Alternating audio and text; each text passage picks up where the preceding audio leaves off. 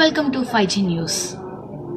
నిషేధిత గంజాయి గుట్కా అమ్మినా విక్రయించినా ఉపేక్షించేదే లేదని, ఈ చీకటి కోణంలో ఎంతటి వారికైనా చట్టపరమైన శిక్షలు తప్పవని సూర్యాపేట జిల్లా ఎస్పీ సన్ప్రీత్ సింగ్ హెచ్చరించారు.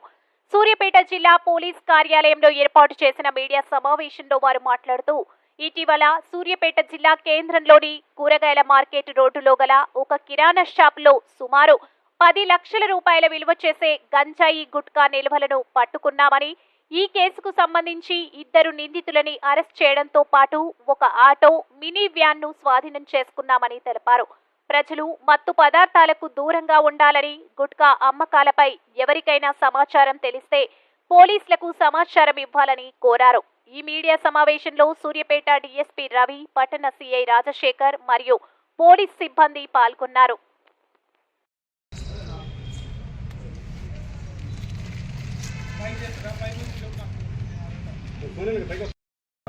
ఇది ఇప్పుడు సూర్యాపేట టౌన్ పోలీస్ స్టేషన్ పరిధిలోని ఒకటి మంచి క్వాంటిటీలోని గుట్కా స్వాధీనం చేసినట్టుగా కేసు ఒకటి బుక్ చేయడం జరిగింది.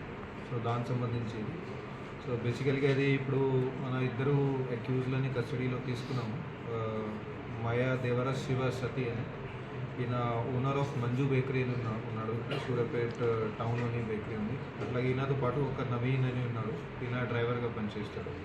సో బేసికలీ ఇందులో జరిగింది ఏంటంటే, ఇది లోకల్ మనకి పోలీస్కి ఇన్ఫర్మేషన్ వస్తే, ఇక్కడ మన ఇన్స్పెక్టర్ గారికి ఇన్ఫర్మేషన్ వస్తే, సో ఒక వెహికల్ని ఇది ట్రాక్ చేస్తే అది పట్టుకోవడం జరిగింది.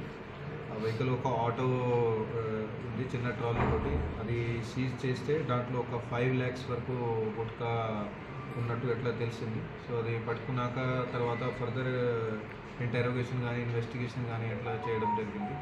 సో అట్లా చేసిన తర్వాత అది క్రమంలోకి ఇంకా ముందుకు వెళ్తే తెలిసింది దట్ ఈయన యజమాని ఎవరైతే ఉన్నాడో, మంజు బేకరీ ఓనర్ అని శివసాతి అని ఏవన్ ఎవరైతే ఉన్నాడో, ఈయన తన బేకరీలోనే వెనకాల ఒక చిన్న కంపార్ట్మెంట్ లాగా చేసి దాంట్లో మిగతా కూడా అది గుట్కా స్టోర్ చేసినట్టు అట్లా తెలిసింది.